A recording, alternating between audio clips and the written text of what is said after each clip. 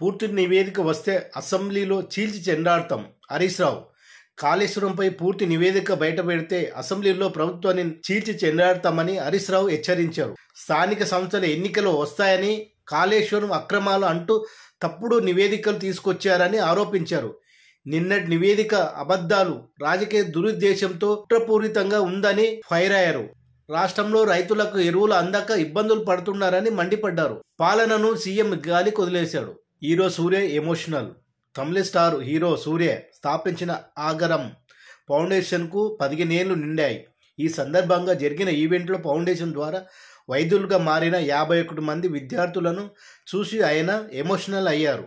వారు మాట్లాడుతుంటే ఆయన కన్నీళ్లు పెట్టుకున్నారు. ఇప్పటి వరకు ఆయన 8,000 మంది విద్యార్థులకు చదివించి ప్రయోజకులకు మార్చారు. దీంతో నువ్వు దేవుడవయ్యా అంటూ నెటిజన్లు కొనియాడారు.